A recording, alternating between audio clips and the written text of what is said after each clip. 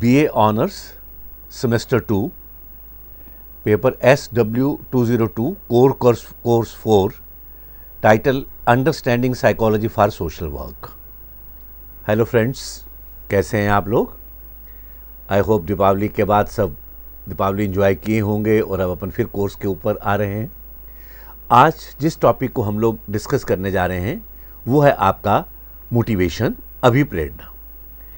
अभिप्रेरणा का इम्पोर्टेंस, का महत्व हमारे जीवन में भी है और सोशल वर्क में जो आप काम करते हो उसमें भी ये आता है। अब मोटिवेशन है क्या एक्चुअली? मोटिवेशन वर्ड जो है ये एक लैटिन भाषा का शब्द है मावर, उससे बना, और मावर का ट्रांसलेशन अंग्रेजी में करें मूव इन, अंदर जाना। अब आप कहेंगे सर अंदर क्या चीज़ है? अंदर का मतलब आपका लक्ष्य, गोल। हम मोटिवेशन की परिभाषा क्या देते हैं? जो शक्ति हमें हमारे लक्ष्य की तरफ ले जाए वो हमारा मोटिवेशन है। अब ये मोटिवेशन आता कैसे है? अलग अलग लोगों ने किस प्रकार से मोटिवेशन को समझाने का प्रयास किया। जब समाज में हम लोगों को कुछ लर्न करवाते हैं, सिखाते हैं, तो मोटिवेशन का क्या भूमिका, कैसे करना है, इसको आज हम लोग डिस्कस करेंगे। तो आइए इसको शुरू करें।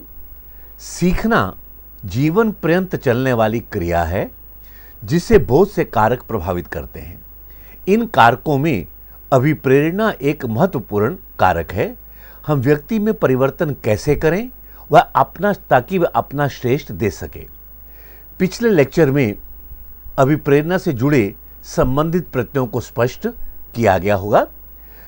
यानी लर्निंग जो है ये आपके लाइफ लॉन्ग प्रोसेस है।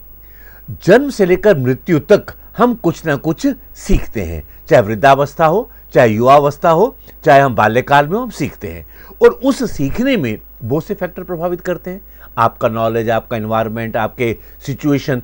एक जो इंपॉर्टेंट फैक्टर रोल प्ले करता है वो है आपका मोटिवेशन, जिसको मैंने अभी क्या परिभाषित किया कि जो शक्ति आपको आपके लक्ष्य की तरफ ले जाए उसे मोटिवेशन कहते हैं। क्योंकि अधिगम में, सीखने में अभिप्रेरणा का रोल, भूमिका बहुत महत्वपूर्ण है, इसलिए हम इसको यहां पर डिस्कस करने जा रहे हैं। अभिप्रेरणा व्यक्ति में कैसे आती है? मैं इससे पहले कि किसी सिद्धांत पर आऊं, एक बेसिक आपको बात बताना चाहूंगा कि आदमी अपने लक्ष्य की तरफ कब जाता है। जब हमारे अंदर कोई आवश्यकता पैदा होती है। नीड का मतलब टेक्निकल भाषा में होता है किसी चीज की कमी या अबंडेंस होना, अधिक होना। अधिक होना कैसे? हमारा जो यूरिनरी ब्लैडर है, जब आप वो पानी भर जाता है अंदर तो हमें यूरिन जाने की, वॉशरूम जाने की नीड होती है। वहां पानी की कमी नहीं है, एक्सेस है। मेरा गला सूखता है, पानी कम होता है। लेकिन सामान्य भाषा में हम ये कहते हैं कि किसी चीज की कमी हमारी आवश्यकता है। जब आपके अंदर किसी चीज की कमी होगी तो वह आपके संतुलन को बिगाड़ेगी, आपके बैलेंस को बिगाड़ेगी। ह्यूमन बीइंग, मानव, लंबे समय तक असंतुलित अवस्था में नहीं रह सकता। इसलिए जैसे संतुलन बिगड़ा, उसके अंदर एक ड्राइव, जिसको अंतर्नोद कहते हैं, पैदा होती है, जो उसको उसके लक्ष्य की तरफ पुश करती है, धकेलती है। उसने आपको लक्ष्य की तरफ धकेला, लक्ष्य मिल गया, आपका संतुलन बन गया, आपका नीड पूरी हो गई। मोटिवेशन ने ड्राइव पैदा किया, अंतर्नोद पैदा किया, अंतर्नोद आपको लक्ष्य की तरफ ले गई, लक्ष्य मिलते ही हमारी नीड संतुष्ट हो गई, हमारा सर्कल पूरा हो गया। इसे कहते हैं नीड। अब ये जो नीड है, मैं इसलिए इसको पहले बता रहा हूं क्योंकि पहला सिद्धांत अपन बात करेंगे, उसी में प्रश्न उठेगा। हमारी आवश्यकताओं को हम दो भागों में बांटते हैं। एक को कहते हैं प्राथमिक आवश्यकता, दूसरे को कहते हैं गौण आवश्यकता, प्राइमरी और सेकेंडरी। प्राथमिक आवश्यकता का अर्थ होता है हमारी वो आवश्यकताएं जिनके बिना मानव सरवाइव नहीं कर सकता, जिंदा नहीं रह सकता। इसमें आता है भूख, प्यास, नींद, सेक्स, काम, वो अपन कल्चर के हिसाब से बाहर करें। भूख, प्यास और नींद, इसके बिना हम जिंदा नहीं रह सकते। अगर आप नींद नहीं लियो तो आपका स्वभाव चिड़चिड़ा हो जाता है। खाना ना मिले तो हम रह नहीं सकते, पानी ना मिले तो हम रह नहीं सकते। इसलिए इसको प्राथमिक कहा गया। इन आवश्यकताओं को एक और नाम दिया गया, वो नाम दिया गया जैविक आवश्यकता, बायोलॉजिकल नीड। क्यों? भूख, नींद और प्यास, इसका संचालन हमारे क्रिया तंत्र, हमारी फिजियोलॉजी से, हमारे नर्वस सिस्टम से होता है। इसलिए समाज का रोल नहीं है, हमारे बायोलॉजी का रोल है। इसलिए इसका नाम क्या पड़ गया? जैविक आवश्यकता। इसका एक नाम और है, इसको कहते हैं जन्मजात आवश्यकता। नींद, खाना पीना सिखाया नहीं जाता, ये स्वतः अपने आप आती हैं। बच्चे को नींद आई हो, पालने में छोड़ दो, अपने आप बच्चा सो जाता है, कहना नहीं पड़ता। आपको रात को बेड पर जाते हो, आंख बंद करते आपको नींद आ जाती है, ये नहीं कहना पड़ता कि ये करो वो करो, नींद आएगी, क्योंकि ये अपने आप आती हैं, जन्मजात हैं। इसलिए इसको इनबॉर्न भी कहा गया। दूसरी आवश्यकता आपकी आती है, इसको कहते हैं गौण आवश्यकता, सेकेंडरी। सेकंड, उनका मतलब होता है मिल जाएं तो मेरा विकास होगा, नहीं मिले तो मेरे जीवन का अस्तित्व समाप्त नहीं होगा। जैसे जीवन में उपलब्धि प्राप्त करना, अचीवमेंट, स्वतंत्रता प्राप्त करना, इंडिपेंडेंट रहना, चीजों को ढंग से करना, ये आवश्यकताएं अगर मुझे जीवन में उपलब्धियां मिलती हैं तो मेरा विकास होगा। मैं विश्वविद्यालय में असिस्टेंट प्रोफेसर ज्वाइन किया, अगर मैं रीडर एसोसिएट बनता हूं, प्रोफेसर बनता हूं तो मेरा विकास होगा, मैं हेड बनूं, डीन बनूं, मेरा विकास हुआ। लेकिन अगर मैं असिस्टेंट प्रोफेसर के रूप में ही रिटायर हो जाऊं तो मेरा जीवन समाप्त नहीं होगा। इसलिए इसे सेकेंडरी कहा गया। इन आवश्यकताओं को कहा गया सामाजिक आवश्यकता, सोशल नीड। क्यों?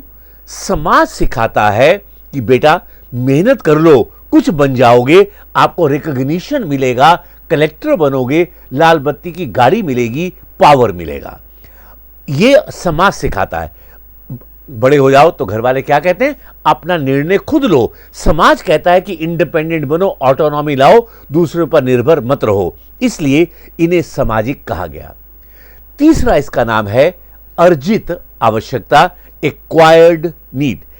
यानी मतलब ये जन्मजात नहीं होती है, समाज सिखाता है, आपके पेरेंट्स सिखाते हैं, आपका स्कूल विद्यालय सिखाता है, आपकी कल्चर सिखाता है, आपकी सोसाइटी सिखाती है। इसलिए आवश्यकताओं को दो ब्रॉड कैटेगरी में बांटते हैं।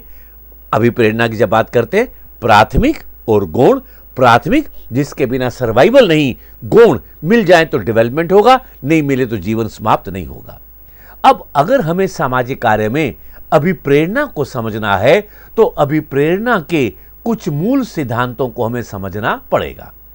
इसलिए पहला जो सिद्धांत है वह है नीड हायरार्की थ्योरी, अभिप्रेरणा का आवश्यकता क्रम का सिद्धांत। क्योंकि बेसिक सिद्धांत यह है, इसलिए मैंने आपको पहले प्राथमिक और गौण आवश्यकताओं को समझाया। इस सिद्धांत को दिया था अब्राहम मास्लो ने। अब्राहम मास्लो ने 1954 में अभिप्रेरणा के संदर्भ में एक सिद्धांत प्रतिपादित किया जिसे आवश्यकता क्रम का सिद्धांत कहते हैं।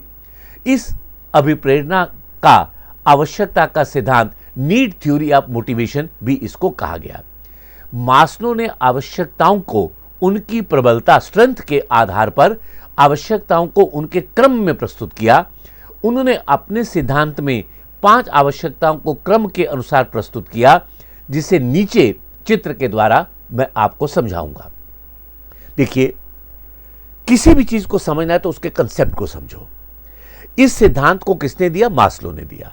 इसका नाम है नीड हायरार्की। हायरार्की, हायरार्की मतलब क्रम, पहले कौन, बाद में कौन, फिर कौन, फिर कौन। अगर हम परिवार में अपने बात करें, पहले दादाजी, फिर पिताजी, फिर पुत्र, फिर पौत्र, फिर प्रपौत्र। अगर हम विश्वविद्यालय की बात करें, पहले चांसलर महोदय, फिर वाइस चांसलर महोदय, फिर डीन, फिर हेड, ये हायरार्की हो गई। तो हायरार्की का मतलब पहले कौन, बाद में कौन। इसी प्रकार इन्होंने आवश्यकताओं को उनकी स्ट्रेंथ के हिसाब से क्रम में लगा दिया। इसलिए इसका नाम क्या पड़ गया? Need hierarchy theory. इसको इन्होंने एक ट्रायंगल के माध्यम से समझाने का प्रयास किया। अब अपन उनकी चर्चा करेंगे। इन्होंने 5 आवश्यकताओं को बताया। सबसे पहले इन्होंने कहा फिजियोलॉजिकल नीड, शारीरिक आवश्यकता, सेफ्टी नीड, सुरक्षा की आवश्यकता, संबंधों की आवश्यकता, need for belongingness, self esteem, आत्मसम्मान प्रतिष्ठा की आवश्यकता, और सबसे उच्च आवश्यकता बताई सेल्फ एक्चुअलाइजेशन आत्मवास्तविकरण की आवश्यकता। मैं विद एग्जाम्पल इसको कंसेप्ट को क्लियर करूंगा, क्योंकि बहुत इंपॉर्टेंट सिद्धांत है और हमें इसको लागू भी करना होगा। सब हम सामाजिक कार्य की बात करेंगे, पहले मैं इसका अर्थ समझा दूं। फिजियोलॉजिकल नीड का मतलब है, अभी मैंने क्या कहा, प्राइमरी भूख प्यास और नींद। वो कहते, मास्लो कहते हैं सबसे पहले आदमी की इस आवश्यकता का पूरा होना आवश्यक है। जब तक ये नीड आपकी पूरी नहीं होगी, आप उच्च की कल्पना नहीं कर सकते, आप श्रेष्ठ की कल्पना नहीं कर सकते। इस नीड के लिए हमने भगवान को भी, ऑलमाइटी को भी उल्हाना दिया और क्या कहा, भूखे पेट न भजन गोपाला, ये ले अपनी कंठी माला। अगर पेट भूखा है तो नाम भी नहीं ले सकते, पहले हमारे इस पापी पेट को कहते हैं ना भर। तो मास्लो भी यही कहता है, वो कहता है पहले आप अपने भूख प्यास उसकी बात देखते हो। जब ये आवश्यकता पूरी हो जाए तब आप किसकी बात सोचते हो, सुरक्षा की। मैं समाज में सुरक्षित हो जाऊं। अब सुरक्षित हो गए, अब मैं क्या सोचता हूं, संबंध, मेरे समाज में संबंध बने। अब भोजन मिल गया, मैं सुरक्षित हूं, समाज में संबंध बन गए। अब मैं चाहूंगा कि मेरा नाम हो, मेरी प्रतिष्ठा हो, मेरा सम्मान हो। यह मिल गया तो मेरी सबसे उच्च आवश्यकता है आत्मवास्तविकरण, सेल्फ एक्चुअलाइजेशन। सेल्फ एक्चुअलाइजेशन का मतलब होता है अपनी क्षमताओं का भरपूर उपयोग करते हुए काम को करना। To use once potentialities up to the maximum level. मैं एक टीचर हूं, आपको पढ़ा रहा हूं, भूखा हूं, सुरक्षित नहीं हूं, समाज में कोई संबंध नहीं है, कोई मेरा सम्मान नहीं है, तो मैं कैसे अपना बेस्ट परफॉर्मेंस दे सकता हूं। पढ़ा तो आप कराऊं, ध्यान भोजन में लगा हुआ है कि भोजन की व्यवस्था क्या होगी। तो उन्होंने क्रम में कहा कि पहले यह आवश्यकता पूरी होगी, फिर दूसरी, फिर तीसरी, फिर फोर्थ और फिर फिफ्थ। इस सिद्धांत के अनुसार व्यक्ति की सबसे पहली आवश्यकता शारीरिक होती है, जिसमें भूख प्यास आदि आते हैं। इस आवश्यकता की पूर्ति के पश्चात सुरक्षा की आवश्यकता आती है, जिसमें व्यक्ति समाज में अपने को सुरक्षित अनुभव कर सके। सुरक्षा की आवश्यकता पूरा होने के पश्चात व्यक्ति समाज में संबंध बनाना चाहता है, जिसके पूरा होने के पश्चात वो आत्मसम्मान अर्थात सबसे आत्मसम्मान प्रतिष्ठा की आवश्यकता आती है। इस आवश्यकता की पूर्ति के पश्चात सबसे उच्च आवश्यकता आत्मवास्तविकरण, सेल्फ एक्चुअलाइजेशन की होती है, जिसका अर्थ अपनी पूरी क्षमता का उपयोग करते हुए अपने कार्य को निष्पादित करना। अब इस सिद्धांत को मैं एक बेसिक उदाहरण से आपको पांचों पॉइंट क्लियर कर दूंगा। मैं अनएम्प्लॉयड हूं, बेरोजगार हूं, मेरे पास पैसा नहीं है जिससे मैं अपना 2 टाइम का खाना कमा सकूं। मुझे कहीं लेक्चर देने का मौका मिला, किसी ने इनवाइट किया पहली बार, तो युवा कि 500-1000 रुपए मिलेंगे। अब उस 500 मिलने का पहला काम मैं ये करूंगा, अपने भोजन की व्यवस्था करूंगा। खाना क्योंकि मेरे पास नहीं है, तो मैं उस 500 से अपनी ये आवश्यकता पूरी करूंगा। मैं लेक्चर दे के बाहर निकला, एक स्टूडेंट आया और मुझसे कहता है कि सर आप में लेक्चर में बड़ा अच्छा लगा, आपका इंश्योरेंस नहीं हो तो मैं आपका इंश्योरेंस कर दूं। यहां रोटी के तो पैसे नहीं है, मैं इंश्योरेंस के लिए मना कर दूंगा। क्यों? इंश्योरेंस किसके लिए? सुरक्षा के लिए। मैंने उसको मना किया तो एक दूसरा विद्यार्थी आ गया कि सर आप राजस्थान में कितने साल से हो? मैं कहा 30 साल हो गया, 40 साल हो गया। सर मकान नहीं है? मैंने कहा नहीं है। तो सर मेरे पापा मकान बनाने का काम करते हैं, आपको एक मकान दे दें। सर पे छत किसके लिए? सुरक्षा के लिए। अब जब भोजन का इंतजाम नहीं है तो मैं इंश्योरेंस और मकान का पैसा कहां से दे दूं? अब मैं विश्वविद्यालय में असिस्टेंट प्रोफेसर बन गया, खाने की आवश्यकता की कोई दिक्कत नहीं, पूरी हो गई। अब मैं बीमे वाले को फोन करता हूं, मेरा बीमा कर दो। मैं आपको कहता हूं मैं आउटसाइड बाहर से आया हूं, मुझे मकान दिलवा दो ताकि सर पे छत हो जाए। यह आवश्यकता पूरी होते ही मुझे क्या सताने लगी? सुरक्षा। अब मैंने मकान बना लिया, मेरे घर को आता ही नहीं है। अब मैं चाहूंगा कि आस पड़ोस मोहल्ले वाले समाज के लोग आए। अब समाज के लोग, आप मेरे घर पहली बार आए तो मैंने आपसे कहा, आपको आपकी खातिर की, आपने कहा सर आपके घर आए, सर मैं भी पीछे ही रहता हूं। तो फिर मैंने कहा बड़ी अच्छी बात है, तो सर आप जाते समय क्या कहोगे? सर ऐसा है आप भी मेरे घर आना। अब मैं आपके घर आया, दोनों परिवारों में आना जाना शुरू हुआ। मेरी कौन सी आवश्यकता पूरी हो गई? संबंधों की। अगर मैं पेट भूखा है तो मैं आप मेरे घर आना भी चाहोगे, मैं अवॉइड करूंगा। मेरी अपने चाय का तो पता नहीं, मैं आपको चाय नाश्ता कहां से करवाऊं? अब आप मेरे घर आए, मेरा परिवार आपके घर आया, मेरी कौन सी आवश्यकता हो गई? सामाजिक संबंध, ये पूरी हुई। अब मैं चाहूंगा कि मेरा नाम हो, लोग कहें मैं अच्छा टीचर हूं, मैं अच्छा इंसान हूं, मैं समाज में अच्छा काम करता हूं। आपने कहा सर आप बहुत अच्छा पढ़ाए, समझ में आ गया। जैसे आपने कहा अब मैं अगले दिन क्लास में आऊंगा तो मेरा प्रयास क्या होगा? आपको श्रेष्ठतम और अच्छा पढ़ाऊं। तो मास्लो कहता है नीड हायरार्की थ्योरी सामाजिक कार्य में जब हम लोगों का काम, उनकी आवश्यकताओं को पूरा करेंगे, हमें उनके क्रम को ध्यान में रखना होगा। अगर शरीर की आवश्यकता भोजन ही नहीं मिला तो हम उससे चाहें कि वो बेस्ट परफॉर्मेंस दे दे, 4 दिन से खाना नहीं, और अब चाहो कि हॉकी के मैदान में वो 4 गोल करके आ जाए, कहां से करेगा मेरे भाई? इसलिए सामाजिक कार्य में मास्लो के सिद्धांत की इंपॉर्टेंस है। मैंने आपको विद एग्जांपल इसको समझाने का प्रयास किया।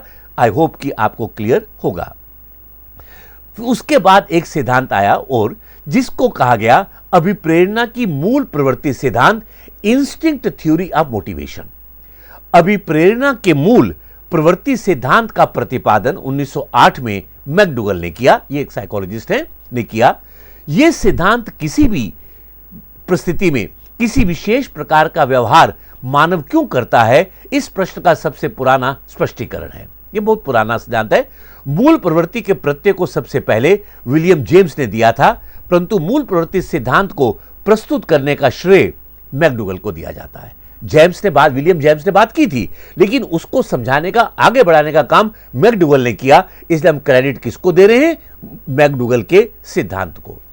मैकडूगल के अनुसार मानव में कुछ जन्मजात प्रवृत्तियां होती हैं जो मानव में से सभी विचारों तथा क्रियाओं के लिए अभिप्रेरक शक्ति का काम करती हैं। हम सब में कुछ मूल प्रवृत्तियां हैं जो जन्मजात हैं और उनसे हम काम करते हैं।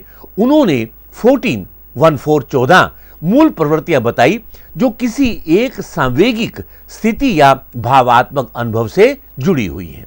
मैं आपको क्योंकि हम मनोविज्ञान नहीं सोशल वर्क में पढ़ रहे हैं, मैं आपको 3 का एग्जाम्पल दे रहा हूं। मूल प्रवृत्ति पलायन, एस्केप करना।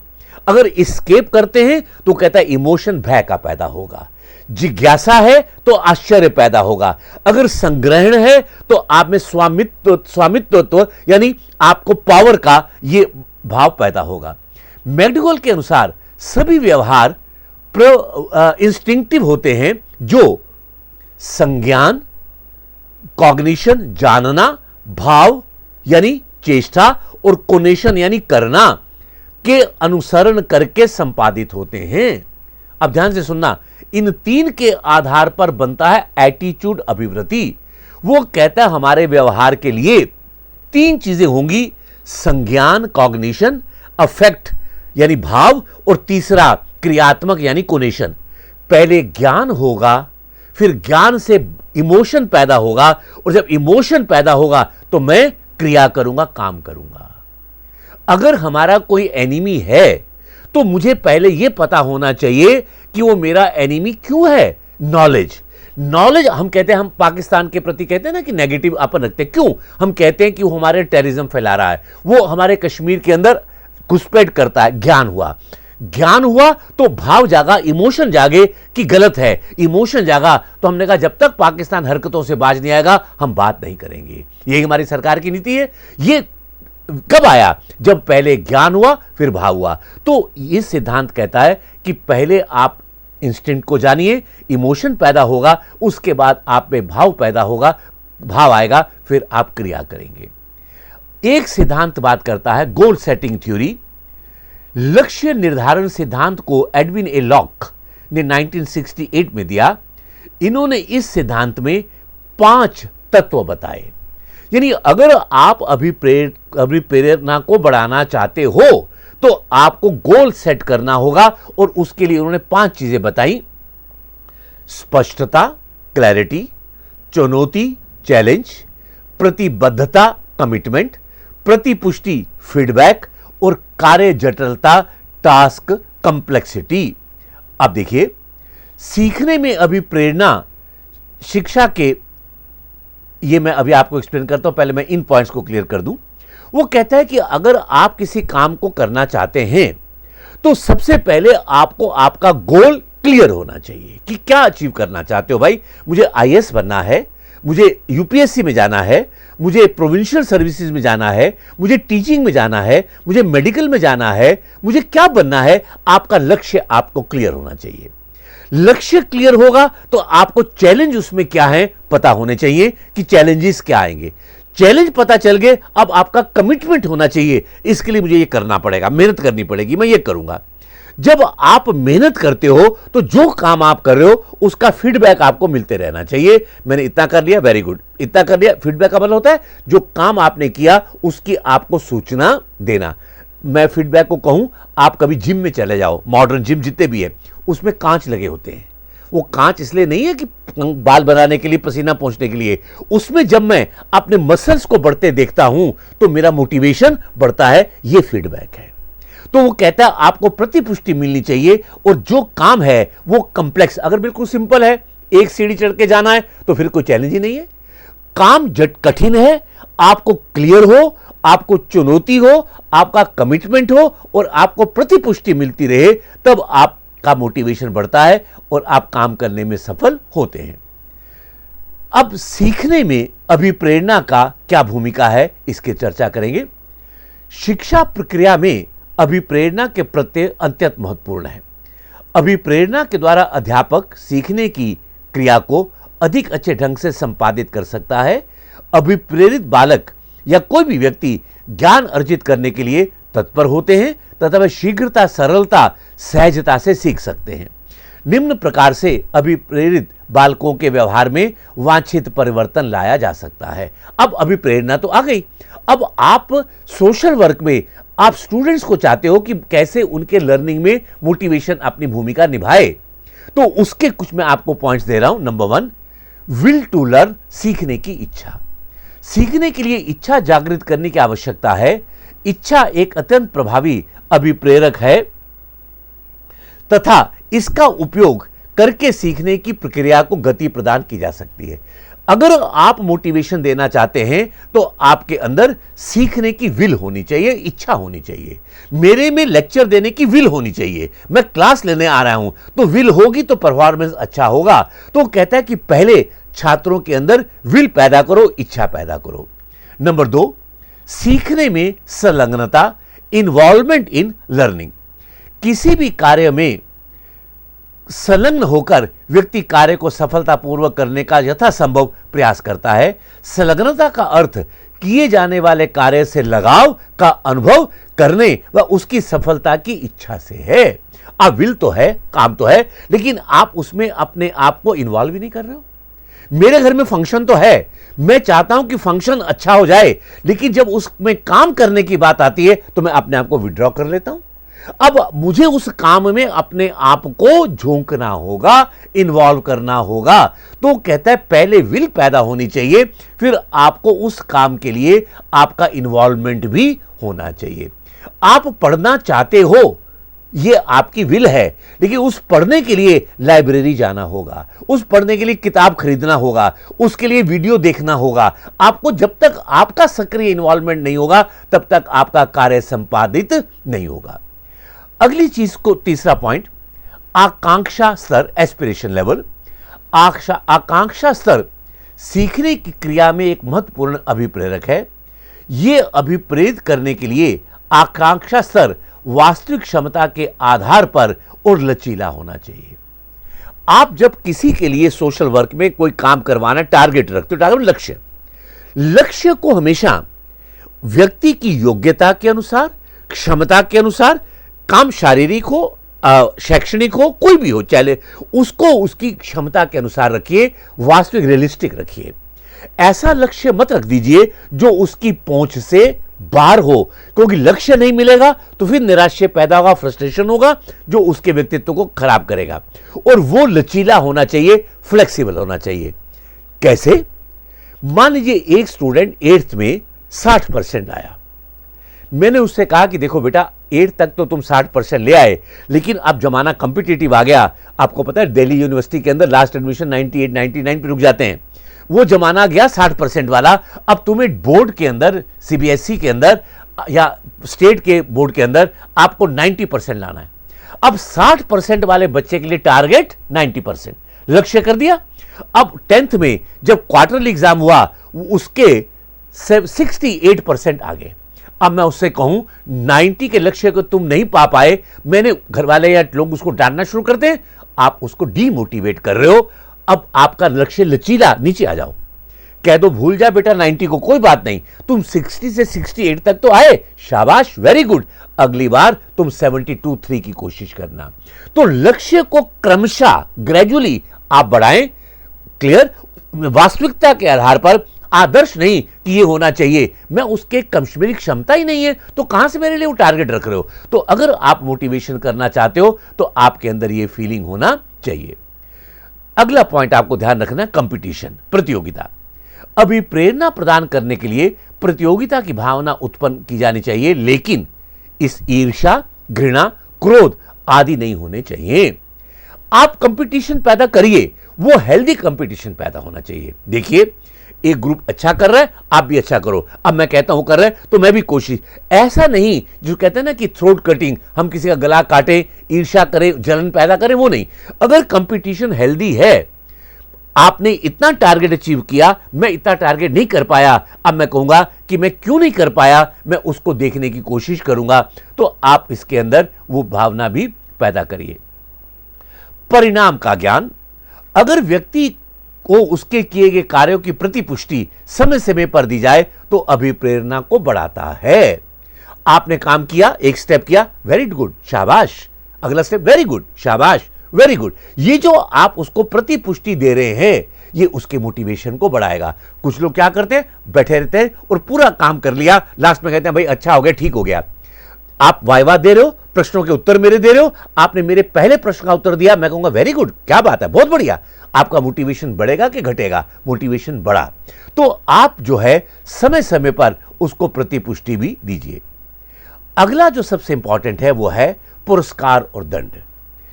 पुरस्कार और दंड के द्वारा व्यक्ति को अभिप्रेरित किया जा सकता है। पुरस्कार का अर्थ कार्य को दोबारा करें जिसके लिए पुरस्कार मिला, और दंड का अर्थ उसे दोबारा नहीं करना। पुरस्कार मूर्त रूप से कंक्रीट यानी मेडल, पुस्तक, शील्ड इत्यादि होता है, और अमूर्त जो है जैसे प्रशंसा आदि को कह सकते हैं, वेरी गुड, अमूर्त है, मैंने कुछ नहीं दिया, मेडल पहनाया, ये मूर्त है, कंक्रीट है। दंड निषेधात्मक नेगेटिव अभिप्रेरक है जिसके द्वारा अवांछित व्यवहारों को रोका जा सकता है। यह शारीरिक, आर्थिक, सामाजिक और मानसिक हो सकता है। मनोवैज्ञानिक दृष्टि शिक्षा के क्षेत्र में शारीरिक दंड को उचित नहीं मानती, इसलिए आजकल कॉर्पोरल पनिशमेंट बैन है। दंड के द्वारा अनुशासन स्थापित करने में सहायता मिलती है। दंड भविष्य में अपराध को रोकने के लिए तथा बुरे आचरण करने की संभावना को कम करता है। देखिए, जब मैं पुरस्कार दंड की बात करता हूं तो पुरस्कार का मतलब रिवॉर्ड, दोबारा उस काम को दोबारा करें, और पनिशमेंट का मतलब उस काम को दोबारा ना करें। अब जैसा मैंने कहा, वो शील्ड भी हो सकती है, मेडल भी हो सकता है, और इसमें मैं आपको डांट सकता हूं, समझा सकता हूं, ये नेगेटिव, फिजिकल पनिशमेंट नहीं। साइकोलॉजी ये कहती है अगर आप किसी लक्ष्य को पाना चाहते हैं, मोटिवेट करना चाहते हैं, तो प्रशंसा सार्वजनिक होनी चाहिए और दंड निजी रूप में होना चाहिए। Praise in public and punishment in private. क्या कारण है कि आपके विश्वविद्यालय में कन्वोकेशन होता है? उन कन्वोकेशन में जो विद्यार्थी टॉप करता है उसको राज्यपाल महोदय के द्वारा, माननीय राज्यपाल महोदय, गवर्नर साहब या प्रेसिडेंट साहब हमारे, उसको गोल्ड मेडल पहनाते हैं। मैं आपको गोल्ड मेडल आपके घर भी तो भेज सकता था, डिब्बी में बंद किया, भेज दिया। अब आप कहोगे जंगल में मोर नाचा किसने देखा। लेकिन अगर मैं आपको पब्लिक में देता हूं, आपके पेरेंट्स के सामने, आपके फ्रेंड्स के सामने, तो आपका मोटिवेशन बढ़ेगा। आप प्रशंसा कहां चाहते हो? पब्लिक में। लेकिन अगर मैं किसी के सामने आपको डांट दूं तो आप कहोगे सर सबके सामने क्यों डांटा, अकेले में कह देते तो अच्छा था। तो हम दंड चाहते हैं किसमें? प्राइवेट में, और प्रेज किसमें चाहते हैं? पब्लिक में। इसलिए दंड भी दीजिए, दोनों काम करते हैं। लेकिन यह ध्यान दीजिए, कई बार हम पब्लिक के बीच में अगर किसी को डांटते हैं तो इतनी इंफीरियरिटी पैदा हो जाती है, वो इतने स्ट्रेस में आ जाता है कि वो काम करना ही बंद कर देता है, उसकी परफॉर्मेंस शून्य पे चली जाती है। तो अगर हम इन चीजों को फॉलो करेंगे तो आप देखेंगे कि आपके अंदर वो बढ़ेगी। अब विश्राम देते हुए कार्य करना, अगर आप काम व्यक्ति थक रहा है तो आप क्या करिए, बीच में रेस्ट देते हुए उसको काम करवाइए ताकि उसमें रेस्ट ना आ जाए। डिवीजन ऑफ वर्क, काम को विभाजित कर दीजिए। एक साथ नहीं कर पा रहे, मुझे 2 घंटा बोलना है, मैं 2 घंटा थक जाता हूं, तो आप आधा घंटा मुझे ब्रेक दे दीजिए, पानी चाय पिलाइए, फिर आधा घंटा बुलवा लीजिए, फिर मेरा मोटिवेशन बना रहेगा। अगर 2 घंटा मैं लगातार बोलूंगा तो मैं एग्जॉस्ट हो जाऊंगा। तो इस प्रकार आज के लेक्चर में हम लोगों ने यह देखने का प्रयास किया मोटिवेशन क्या है, नीड्स कितने प्रकार की होती हैं, प्राइमरी सेकेंडरी, किस किन लोगों ने इनको, इसके कई सिद्धांत हैं, लेकिन क्योंकि समय सीमा में जितना होता है उतना ही हम लोग कर सकते हैं। तो मैंने आपको मास्लो का सिद्धांत बताया, आवश्यकता क्रम को देखिए, गोल सेटिंग बताया, मैकडूगल के इंस्टिंक्ट बताए, और यह बताने का प्रयास किया कि अगर आप लोगों को मोटिवेट करना चाहते हैं तो आप किन बातों को ध्यान में रखना पड़ेगा। आपको विल पैदा करनी होगी, आपको उसमें इन्वॉल्वमेंट होना पड़ेगा, आप फीडबैक देंगे, आप रिवार्ड एंड पनिशमेंट का सहारा लेंगे, आप हेल्दी कंपटीशन पैदा करेंगे, तब जाकर मोटिवेशन होगा। थॉर्नडाइक ने जगह पर कहता है, थॉर्नडाइक का एक लर्निंग का सिद्धांत है जिसमें वो कहता है law of readiness. Law of readiness क्या कहता है, अगर आप काम करने के लिए तैयार हैं तो आपका परफॉर्मेंस अच्छा होगा, आप काम करने के लिए तैयार नहीं है तो आपका परफॉर्मेंस खराब होगा। आ गई वही बात जो मैं कह रहा था, involvement. If you are ready to work there will be much learning, you are force to work there will be no learning. आप बच्चे को जबरदस्ती पढ़ने को बिठा दो, कभी समझ में नहीं आएगा। वो जब पढ़ने को तैयार है, पढ़ने बैठेगा तो समझ में आएगा। तो आज के लेक्चर में हमने मोटिवेशन को किस प्रकार सामाजिक कार्यों के साथ जोड़कर हम उसको समाज में, चाहे वो स्टूडेंट हो, चाहे वो प्लेयर हो, चाहे वो कोई और वर्ग हो, क्या उसकी रोल हो सकता है, उसको समझने की कोशिश की। इसके साथ ही इस लेक्चर को मैं समाप्त करता हूं। जय हिंद, जय भारत।